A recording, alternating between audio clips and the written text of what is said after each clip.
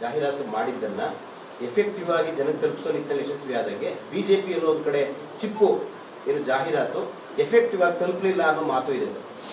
ಈಗ ಖಾಲಿ ಚೊಂಬು ಮಾನ್ಯ ಮನಮೋಹನ್ ಸಿಂಗ್ರವರು ಕೊಟ್ಟಿದ್ದು ಚೆನ್ನಾಗಿ ನಮ್ಮ ಮಣ್ಣಿನ ಮಕ್ಕಳು ಮಾಜಿ ಪ್ರಧಾನಿಗಳು ಸನ್ಮಾನ್ಯ ದೇವೇಗೌಡರು ನಮ್ಮ ಚುನಾವಣಾ ಪ್ರಚಾರ ವೇಳೆ ಹೇಳಿದ್ದಾರೆ.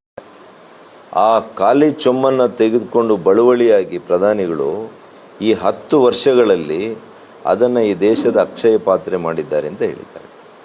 ಇದಕ್ಕಿಂತ ಎಫೆಕ್ಟಿವ್ ಆಗಿ ಹೇಳಲಿಕ್ಕೆ ಸಾಧ್ಯ ಇಲ್ಲ.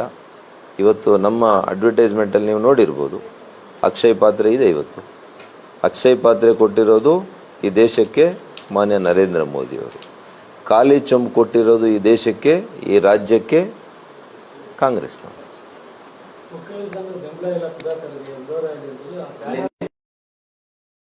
ಎಲ್ಲವೂ ಕೂಡ ಅವರು ಹತಾಶರಾಗ್ಬಿಟ್ಟವ್ರೆ.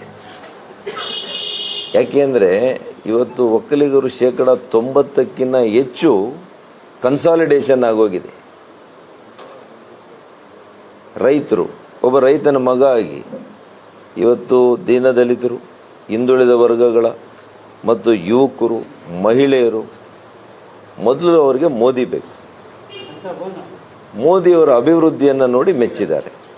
ಅದಾದ ಮೇಲೆ ಇವತ್ತು ಸುಧಾಕರ್ ಕೂಡ ಒಳ್ಳೆ ಕೆಲಸಗಾರ, ಒಳ್ಳೆ ಆಡಳಿತಗಾರ ಅಂತ ಇವತ್ತು ನನಗೂ ಕೂಡ ಅವರು ಇವತ್ತು ಆಶೀರ್ವಾದ ಮಾಡ್ತಾಯಿದ್ದಾರೆ. ಭ್ರಮನಿರಿಸಿಕೊಂಡು ನಿರಾಸೆಯಾಗಿ ಇವತ್ತು ಈ ರೀತಿಯ ಕೀಳು ಮಟ್ಟದ ರಾಜಕಾರಣವನ್ನು ಮಾಡಲಿಕ್ಕೆ ಹೊರಟಿದ್ದಾರೆ. ಜನ ನೀವು ಅದಕ್ಕೆ ತಕ್ಕ ಉತ್ತರ ಕೊಡಬೇಕು ಅಂತೇಳಿ ನಾನು ಮನವಿಯನ್ನು ಮಾಡ್ತೇನೆ.